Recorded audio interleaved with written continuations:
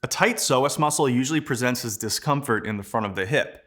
When you flex the hip, it'll often feel pinchy, and when you extend the hip, it'll often feel tight. Now to address this, you likely tried something like the classic kneeling stretch, or you might have done glute and ab exercises like this in hopes of restoring postural balance. But these often fail to make a meaningful difference. And what's even crazier is that they often cause the exact issue that makes the psoas tight in the first place. So in this video, we'll reveal the little-known cause of a tight psoas and give you the framework and program to fix it. So without further ado, let's go ahead and jump right in. The reason that most struggle to fix a tight psoas is they don't understand the root cause. If you've been searching online, you've likely heard a lot of different explanations. Now, the most popular one is the good old-fashioned lower cross syndrome. It says that you have tight hip flexors and weak glutes. And this is the reason why people will tell you to do that kneeling hip flexor stretch and squeeze your glutes while you're doing it. But if you're anything like a lot of the people that I've worked with, this often causes the psoas to just feel tighter afterwards. And this can leave you scratching your head and frustrated. Or you might have heard that it's your posture causing your tight psoas. They'll say that your hip flexors are tight because you're in too much anterior pelvic tilt and lower back arching. And based on this, they'll tell you to posterior tilt and round your back. But, as you'll understand in a few minutes, there's a reason why this usually doesn't work either. And the last explanation you'll hear is that the psoas muscle is actually weak and it needs strengthening. A tight muscle is a weak muscle, right? Well, this is almost correct, but many fail with this approach too. And it's actually not uncommon that after strengthening exercises, the psoas can feel tighter and more flared up. Now, the reason that none of these work and usually make things worse is that they all make an assumption. They assume that the position of the body or the length of the muscle is what causes a tight psoas. But this isn't the whole picture, and it misses a critical piece of the puzzle that changes everything. And that is how you're using your psoas during movement. So drum roll, please. The real cause of a tight psoas muscle is abnormal biomechanics at the hip due to poor motor control. So to fix a tight psoas, you don't need to stretch, strengthen, or work on your posture. But instead, you have to focus on improving how you move and coordinate your spine, pelvis, and legs so that the psoas functions properly. Once you're able to normalize the movement at the hip and the performance of that psoas muscle, it will no longer feel tight. Now, to understand the solution, we must understand the problem, and to understand the problem, we need to first cover the normal function of the psoas and the normal biomechanics of the hip. So starting with the psoas, we've all heard about its role as a hip flexor. And while this is important, its attachment sites tell us something else. The psoas muscle attaches to the lumbar and thoracic vertebrae and the diaphragm, then goes all the way down into the pelvic floor and over the pelvis to the upper thigh bone. These attachment sites suggest that the psoas is not actually so much of a hip flexor, but instead the psoas serves two crucial roles, and both of these involve stabilizing the body. The first function is to work with the diaphragm to extend and stabilize the spine. It helps us to maintain the normal curve in the lower back that helps us provide stability for movement. The second function, of which we'll be focusing on in the rest of the video, is to center the hip joint. To be specific, the psoas assists in pulling the ball of the upper thigh into the socket of the pelvis as we move the leg. And this is the most important aspect of addressing a tight psoas. So the real root cause of a tight psoas is a hip that doesn't glide back in the joint. And when this occurs, the ball glides too far forward in the joint during both hip flexion and extension. Again, this causes a pinch of the soft tissue structures during hip flexion as well as limited motion. And during hip extension, this actually causes irritation underneath the psoas and contributes to the feeling of tightness. Now, to be clear, anterior glide of the hip is a normal motion and it should happen during hip extension. But this becomes a problem when one or both of the following occurs. Either the glide happens too much or too soon during hip extension, and like we said, this causes the ball to move forward into the underside of that psoas muscle, causing that tight sensation. Or the glide happens so much that over time, we lose access to the opposite motion, which is posterior glide, because the tissues on the back of the hip become stiff. This is super common if you tend to overdo certain cues or you stand in certain postures. If you overdo tucking of your hips or glute squeezing during exercise, or you tend to stand in a sway back posture, then it's much more likely you'll have these restrictions in the back of the hip. So to relieve a tight psoas for good, we need to do one or both of these two things. First, we may need to open up space in the back of the hip. Glute and hamstring muscles and/or the joint capsule might need to be stretched. And second, we need to be able to improve the ability of the psoas to center the hip joint during movement. Once you've restored the proper gliding of the hip, the psoas no longer gets pinched or feels tight. Alright, so first of all, we need to position the psoas for success. As we stated earlier, the majority of the psoas attaches onto the spine, and because of this, the psoas helps to produce normal lordosis or arching of the low back. It also helps to center the joint of the hip by producing compression and slight external rotation. So as we do the movements, we want to have a normal amount of back arching and leg rotation. And since most of the motions we're going to do are going to be flexion and extension, we don't want to see excessive lateral or medial rotation during these movements. Alright, so as we alluded to, the exercises that we're going to focus on in the program are going to primarily work on two motions. And those two motions are the ones that we described at the beginning of today's video, hip flexion and extension. Now, the best indicator that you're getting good results with the program is that you no longer feel that tight sensation during these motions. But a good indicator that you're on the right track is that you're able to go further into the range of each motion before feeling that sensation of tightness or pinching. All right, so now as we mentioned before, some with a tight posterior hip might need a little bit more stretching, but my recommendation is to try these first two exercises, and if you're still having trouble, consider adding the stretching that I'm going to demo afterwards. All right, so let's move on to the actual exercises, and then at the end, I'll put the program up on the screen so you can screenshot it and do it at home. All right, this exercise is going to work on hip flexion, and this is called hip before back flexion in the all fours position. And this exercise is one that I teach inside of my foundations program, Lower Body Foundations. So if you're looking for a comprehensive step-by-step program to help you optimize lower body biomechanics, go ahead and grab it at the link below in the description. Now, the basic performance of this exercise is to start in slight hip flexion. Then we use the hands to push the hips back into deeper hip flexion while keeping the back from rounding. Now, to begin, you might have to adjust the angle of your hips. Many people with pinchy hips feel best with a little bit of hip abduction or external rotation. So consider moving the knees slightly outwards or the feet slightly inwards to find what's most comfortable for you. And once you've found that comfortable setup, we can then move on to doing a few reps. We'll begin by pushing back with the hands while keeping the hips relaxed, and this should move you back passively into hip flexion. Your focus is to keep the hips relaxed, but maintain the lower back in neutral to slightly arched. And now as you're getting the feel for this, you can begin to get a little bit more active by thinking about pulling the spine down towards the hip. Now to do this, you'll want to use the following cue. You'll visualize the attachment sites from spine to upper thigh bone and imagine pulling the inner diaphragm and spine straight down to the inner hip like a wire. This feeling is something that's going to come up later in the video when we discuss integration. It often takes a few sessions to feel this, so if you can't get it right away, there's no need for frustration. As you're going through these reps, you might notice some pinching. Try not to push through that pinch, but rather imagine pulling the ball of the upper leg back into the socket. Think of this almost like reins on a horse. Imagine pulling the ball straight back into the hip socket as you rock back. Now, it's common when you do this to sense the back of the hip or upper hamstring stretching a little bit. And if this happens on the outside of the hamstring, it'll usually make the motion feel a little bit better. All right, so we'll do a couple of reps here.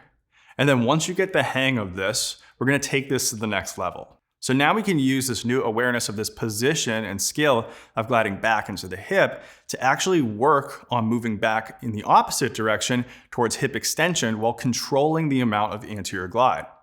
To do this, we're going to use that hand pressure to push backwards, and then we're actually going to extend against that force with the hip extensors. So to do this, we're first going to start off just like we did before, pushing back into deeper hip flexion while maintaining a neutral amount of lordosis. And at this point, we should have the hip in that backwards glided position while maintaining that normal curve in the lower back. We should also have that feeling of pulling down into the hip. Now, while continuing to hold on to the sensation of being pulled down into the hip, we're then going to push against that hand pressure by using hip extensors such as the glutes. By continuing to keep the pelvis and back still and continuing to engage the psoas, we're going to retrain the ability of the body to prevent excessive anterior glide as we move into hip extension. All right, so now that we've got this down, we can move on to activity number 2. And activity number 2 is one that you might have seen before. I'm going to call it hook-lying hip flexion with lordosis. But if you've done something like this before, you might be a little bit skeptical. But I think you're going to see that there's one major difference from what we cue here versus what you might have seen in the past. Most people who show this movement recommend pushing the back into the ground to engage the abdominals. Again, this cue comes from a flawed understanding of the root cause of psoas tightness. I'm afraid that this is one of the cues that will sabotage the ability of the psoas to stabilize the spine. So in this variation, we're going to cue the psoas to maintain a normal amount of curve throughout. This means that as you lift your leg, you'll maintain a slight arch in the lower back. Now in terms of hip motion, we don't need a lot to get the right effect. In fact, the psoas functions most to center the joint in the very earliest stages of hip flexion. So to perform this activity, we're going to lay on our back first. We're going to allow the back to come into a neutral amount of lordosis. And the way that we might do this is by bringing the feet close, feeling the back round into the support surface, then walking the feet a little bit further away until we feel the lower back lift off the support surface. Then from here, we're going to use the cue of connecting down the diaphragm and the spine down to that upper thigh bone, creating that normal amount of lordosis. And then from this position, we're going to practice lifting one leg at a time, just a few inches from the table, while having that feeling of pulling the ball back into the socket, once again using the psoas synergistically with the glutes. We can then go side to side as we get a little bit more confidence with this, or we can simply lift the leg up, hold it to get the feeling, and then switch sides. All right, so at this point, we've isolated the movement skills to restore normal hip biomechanics. Now we're going to move on to upright movements, which is going to help to integrate these skills. This isolation and integration framework is exactly what I cover in my movement foundations programs.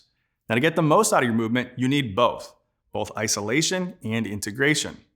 Now all the activities that you've seen thus far and all the rest that you'll see are part of my lower body foundations program. It's my step-by-step system that teaches you the skills to improve biomechanics. So if you want to optimize biomechanics to restore proper lower body movement, then go ahead and grab a copy. All right, so this is the first integration activity, and it's back to wall closed chain hip flexion. This one's going to train the psoas to stabilize the spine and to move the pelvis on top of the leg. Now to perform it, we want to use the cues of pulling down like a wire from diaphragm to hip, just like we've been doing all along. As we go into the actual movement, we're going to slide up the wall with the back of the hip and down with the front of the spine. And once again, we can adjust the feel a little bit to find the optimal hip position by playing with whether we're toeing out slightly and facing the knees outwards or maintaining a parallel stance. Now to see what's best for you, you can simply fuck around and find out, or you can lift your leg up. If as you lift your leg, it tends to turn inwards into internal rotation, then I'd suggest a slightly turned out stance. If you're someone that lifts your leg up and it tends to turn into outward rotation, I'd suggest more of a parallel stance. Now to take this one step further, we can also integrate the diaphragm here by inhaling and feeling a pushing down of that diaphragm. From there, we can then repeat sliding the butt up the wall as we allow that trunk to come down. Then from that bottom position, we're going to return to the start without increasing the amount of low back rounding or overly tensing the glutes. All right, so this is the last integration activity before we get into the stretching, and this is the psoas pull down squat. This exercise is going to help to integrate the psoas into a squat pattern. Most people who have poor psoas control experience butt wink or lumbar rounding at the bottom of their squat. Pulling down with the psoas will help to control and prevent this. So we're going to start here by finding something heavy. We're going to hold on to it and pull up with the hands, which is going to create a counter force for us pulling down with the hip flexors. So find something like a power rack or a weight stack, or really anything stable that you can pull up against.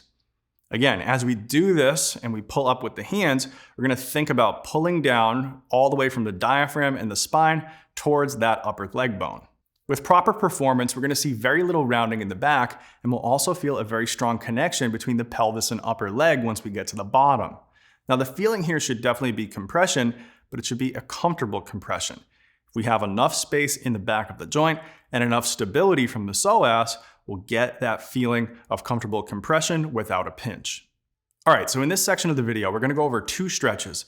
The first is going to help to open up space in the back of the hip.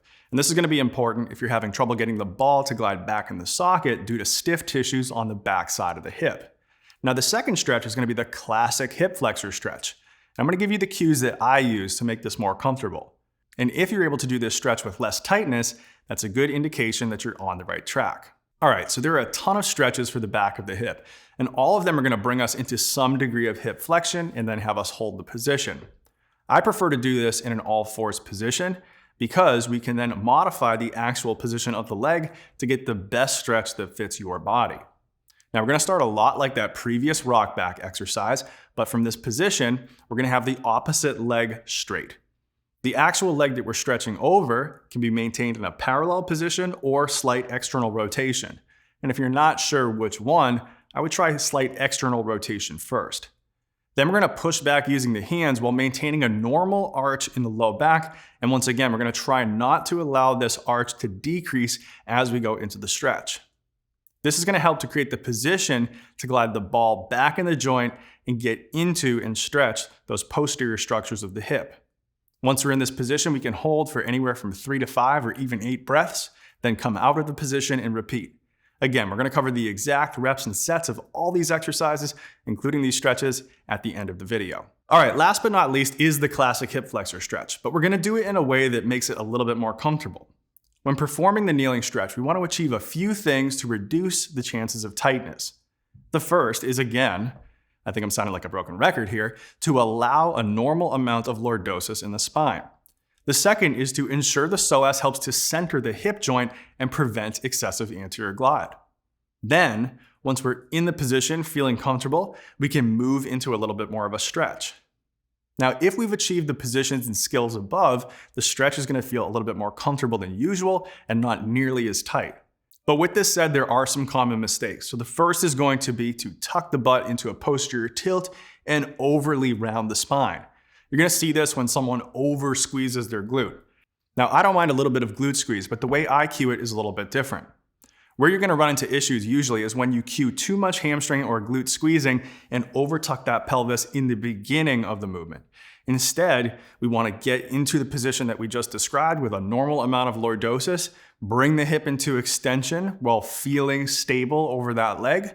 Once we get a little bit of a stretch, then we can use a little bit more glute contraction to enhance stability in the joint and to enhance that stretch in a comfortable way. So again, when I do this, I'll keep a moderate arch and a little bit of anterior pelvic tilt, maintaining the joint in a position where it's easier to prevent that anterior glide. Then I'll think about the glutes and psoas working synergistically to pull that ball into the socket. And then once the hip's feeling secure, I'll put a little bit more weight on that side by leaning back in the upper body. Again, you can hold this for 3 to 5 or even 8 breaths, then release and repeat. All right, so before I put the program up on the screen, just to recap, the cause of tight hip flexors isn't muscle length, strength, or posture. It's a change in how you coordinate movement around your hip. And when you learn to optimize the normal biomechanics, the symptoms of tight and pinchy hips go away. I hope you'll see that the exercises don't matter nearly as much as the intention around how you do them.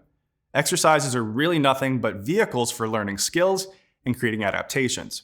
And this is exactly why I created my Movement Foundations programs. I've taken the foundational movement skills and bundled them into 3 step-by-step programs. Each program covers one of the 3 key body regions, and you can either enroll in a single program and learn the skills for upper body, lower body, and core, or you can bundle all 3 together. Inside, you'll learn the foundational skills that I teach all of my one-on-one clients. These are the skills that transform how you move so you can move, feel, and perform your best. And the best part is that they teach you how to isolate skills and integrate them into training.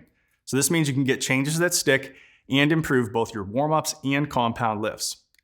All right, so go to the link in the description and pick yourself up a copy or bundle them together. As always, thanks a lot for listening. I'll put the program up on the screen now so you can screenshot it. And until next time, peace.